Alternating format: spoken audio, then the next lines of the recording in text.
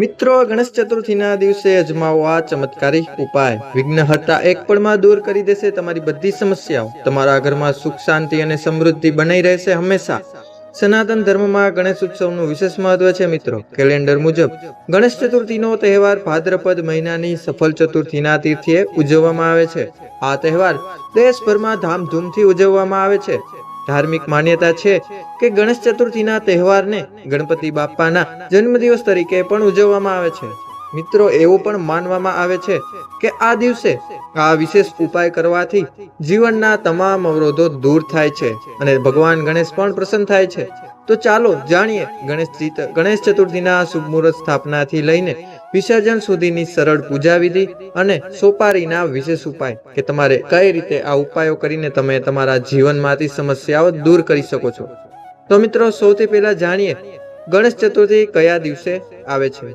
મિત્રો, ભાદ્રપદ મહિનાની ચતુર્થી તિથિ એટલે કે 6 સપ્ટેમ્બર 2024 ના રોજ બપોરે 3 વાગ્યાને 1 વાગે શરૂ થશે અને તારીખ 7 સપ્ટેમ્બર સાંજે 5 વાગ્યાને 37 વાગે સમાપ્ત થશે.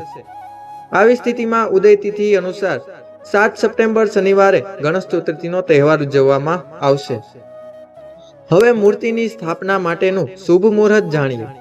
પંચાંગ અનુસાર ગણેશ ચતુર્થીની પૂજા અને મૂર્તિની સ્થાપના માટેનો શુભ સમય 7 સપ્ટેમ્બર 2024 ના રોજ સવારે 11 વાગ્યાને 2 વાગ્યાથી શરૂ થઈ રહ્યો છે મિત્રો. હા, આ મુહૂર્ત તે જ દિવસે બપોરે 1 વાગ્યાને 33 કલાકે સમાપ્ત થઈ જશે. મિત્રો, વિડીયોમાં આગળ વધીએ તે પહેલા વહાલા મિત્રો, મારા વિડીયોને એક લાઈક અવશ્ય કરી દેજો. તમારી એક લાઈક અમને નવા વિડીયો બનાવવા માટે પ્રોત્સાહિત કરશે અને ચેનલને પણ સબસ્ક્રાઇબ જરૂરથી કરજો. કોમેન્ટ બોક્સમાં એકવાર જય શ્રી ગણેશ જરૂરથી લખજો. વિડીયો થોડો મોટો થઈ શકે છે મિત્રો, પરંતુ વિડીયોને અંત સુધી અવશ્ય જોજો. તમને ગણેશ ચતુર્થીની સંપૂર્ણ જાણકારી આ એક વિડીયોમાં જ મળી જશે.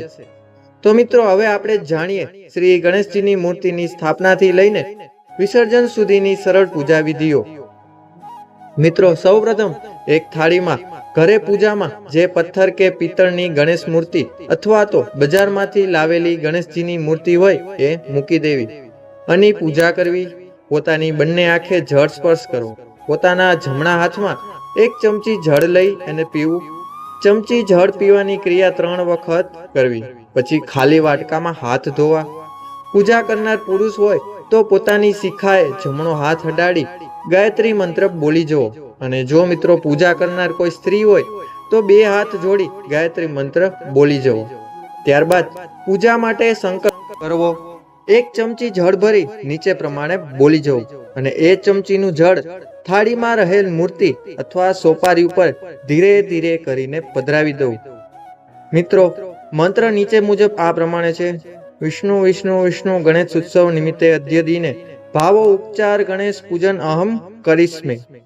ત્યારબાદ દીવાને નમસ્કાર કરવા, સૂર્યને નમસ્કાર કરવા, ગણેશને પણ નમસ્કાર કરવા, કુળદેવીને નમસ્કાર કરવા અને જે તમારા ગુરુદેવ હોય છે તેમને પણ નમસ્કાર કરવા. ત્યારબાદ આ ક્રમ પ્રમાણે પૂજા કરવી, જેમાં સૌપ્રથમ મિત્રો ફૂલ હાથમાં લઈ ધ્યાન કરવું અને બોલવું ઓમ ગણેશાય નમઃ.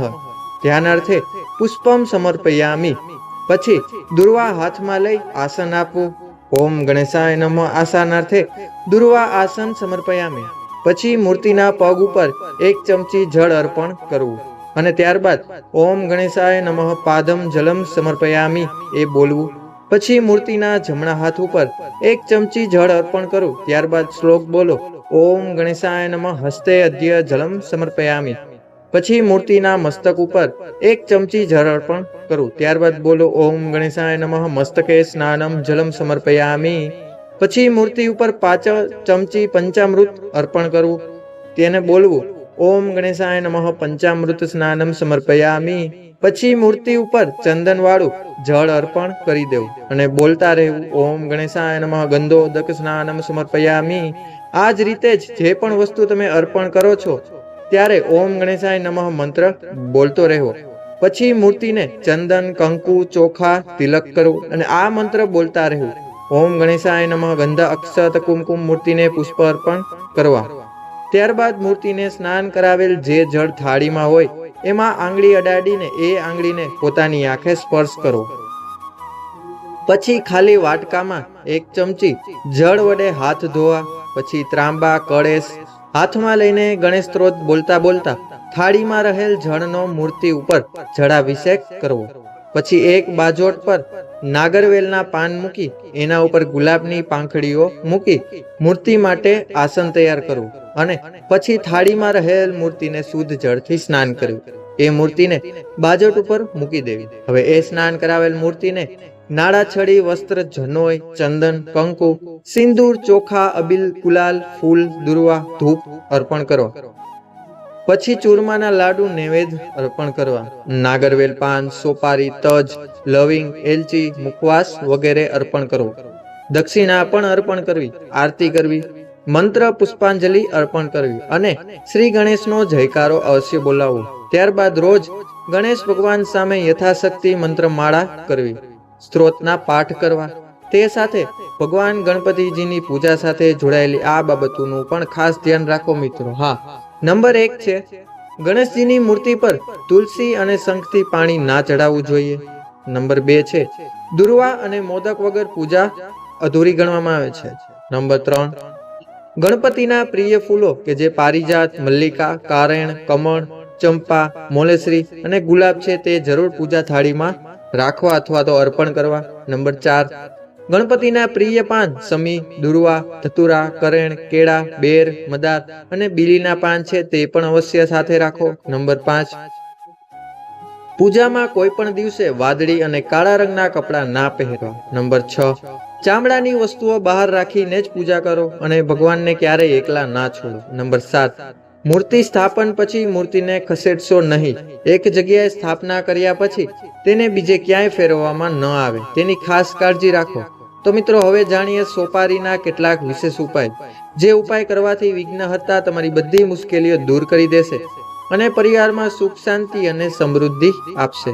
નંબર 1 છે સવારે સ્નાન કરી ઘરના દેવાલય કે શ્રી ગણેશ મંદિરમાં જઈને મૂર્તિ સામે એક પાનના પત્તા પર સિંદૂરમાં ઘી મિક્સ કરીને કિંકુમથી રંગાયેલા ચોખાથી સ્વસ્તિક બનાવો. હવે તેના પર લાલ નાળા છડીમાં એક સોપારી લપેટીને મૂકી દો.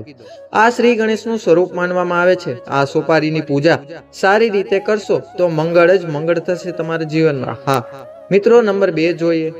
નોકરીમાં તકલીફ પડી રહી હોય કે લગ્ન ન થઈ રહ્યા હોય તો ગણેશ ચતુર્થીના દિવસે એક પીળું કપડું લો અને તેમાં એક સોપારી મૂકો. હવે ગણેશજી સાથે સોપારી પર કુમકુમ લગાવીને ગણપતિનું ધ્યાન કરો. પછી ચોખા અર્પણ કરો. કપડાને લપેટીને તિજોરીમાં મૂકી દો. નંબર 3 જોઈએ.